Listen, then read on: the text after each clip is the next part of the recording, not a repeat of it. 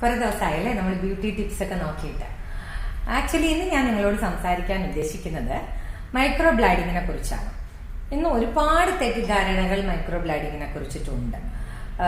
ഞാൻ ആ ഷോപ്പിൽ ചെന്നപ്പോൾ ഒരൊറ്റ സിറ്റിങ്ങിൽ മൈക്രോ ബ്ലീഡിങ് ചെയ്ത് തരാമെന്ന് പറഞ്ഞു എന്ന് പറയുന്ന ടൈംസ് ഉണ്ട്.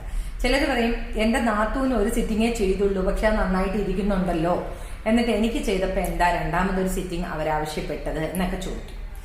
ഞാനും മൈക്രോ ബ്ലീഡിങ് ചെയ്യുന്ന ഒരു ടെക്നീഷ്യൻ ആണ് എന്നുള്ള നിലയ്ക്ക് എനിക്ക് അതിനെക്കുറിച്ച് നിങ്ങളോട് സംസാരിക്കാനുള്ളത് എന്താന്ന് വെച്ചാൽ, മൈക്രോ ബ്ലീഡിങ് ഓരോരുത്തരുടെ സ്കിന്നിന്റെ ടെക്സ്ചർ അനുസരിച്ചിട്ടാണ് സ്കിന്നിൽ ഹോൾഡ് ചെയ്ത് നിൽക്കുന്നത്.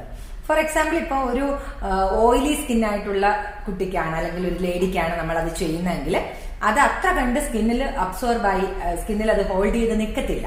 ചിലപ്പോൾ അത് പെട്ടെന്ന് തന്നെ പീൽ ഓഫ് ആവാൻ സാധ്യതയുണ്ട്. അപ്പൊ നമ്മൾ എന്താ ചെയ്യുന്നതെന്ന് വെച്ചാല്, ഫസ്റ്റ് സിറ്റിംഗ് കൊടുക്കുമ്പോൾ തന്നെ പറയും നമുക്ക് 29 days ഒക്കെ ആകുമ്പോൾ സെക്കൻഡ് സിറ്റിംഗ് പോകാനായിട്ട് സാധിക്കും, അതിന് വേറെ പേയ്മെന്റ് ഇല്ല, ഒരൊറ്റ പേയ്മെന്റാണ് നമ്മൾ പറയുന്നത്. അപ്പൊ ആ പേയ്മെന്റിനകത്ത് തന്നെ നമ്മൾ ചെയ്തുതരും. ഒരുപക്ഷെ നിങ്ങളുടെ സ്കിന്നിൽ അത് നന്നായിട്ട് ഹോൾഡ് ആകുന്നെങ്കിൽ നമുക്ക് പിന്നെ റീടച്ചിന്റെ ആവശ്യം വരത്തില്ല. ഇതൊരു ഓപ്ഷൻ.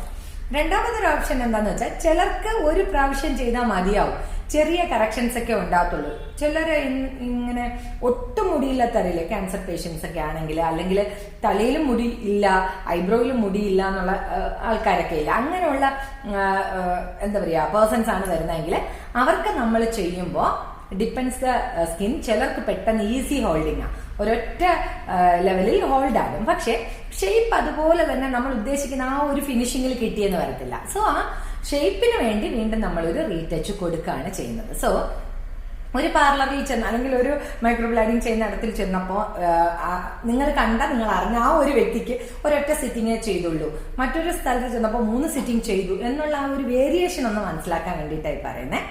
നിങ്ങൾ ഏതെങ്കിലും വെച്ചിട്ടാണ് ചെയ്തെങ്കിലും, ഏത് കമ്പനിയുടെ ബ്ലേഡിംഗ് സിസ്റ്റമാണ് ബ്ലേഡാണ് ഉപയോഗിച്ച് ചെയ്തതെങ്കിലും, നിങ്ങളുടെ സ്കിന്ന് കളറിനെ ഹോൾഡ് ചെയ്ത് വെക്കുന്ന ടൈപ്പ് ഓഫ് സ്കിൻ ആണെങ്കിൽ അത് കറക്റ്റ് ആയിട്ട് അങ്ങനെ തന്നെ ഇരിക്കും. ചില സ്കിന്നിന് ഓവർ ഓയിലി ആയിട്ടൊക്കെ ഉള്ളത് നമ്മൾ ശ്രദ്ധിച്ചിട്ടുണ്ട്. വീണ്ടും രണ്ടാമതൊരു സിറ്റിംഗ് കൊടുത്തിട്ട് പോലും പറ്റാണ്ട് വീണ്ടും തേർഡ് സിറ്റിംഗ് പോയിട്ട് പെർഫെക്ഷൻ കൊടുത്ത ക്ലയൻസും ഉണ്ട്. ഓക്കെ, അപ്പൊ ഇനി അങ്ങനെ ഒരു മിസ്അണ്ടർസ്റ്റാൻഡിങ് ഉണ്ടാകരുത്. ആർട്ടിസ്റ്റിന്റെ കുറ്റമല്ല അത് നമ്മുടെ സ്കിൻ ബേസ് ചെയ്തിട്ട് വരുന്ന ഒരു കുറ്റമാണ്. അതായത് ചെയ്യുന്ന വ്യക്തിയുടെ സ്കിൻ ബേസ് ചെയ്തിട്ട് വരുന്ന ഒരു കാര്യമാണ്. ഇതൊന്നും കുറ്റം എന്നുള്ള അർത്ഥത്തിലല്ല, മനസ്സിലായില്ലേ? അതിന്റെ ഒരു അവെയർ ഇല്ലാത്തത് മുഖാന്തരം അവിടെ ചെയ്യുന്നത് ശരി, ഇവിടെ ചെയ്യുന്നത് തെറ്റ് എന്നുള്ളൊരു ചിന്താഗതിയിൽ നമ്മൾ എത്താൻ പാടില്ലല്ലോ.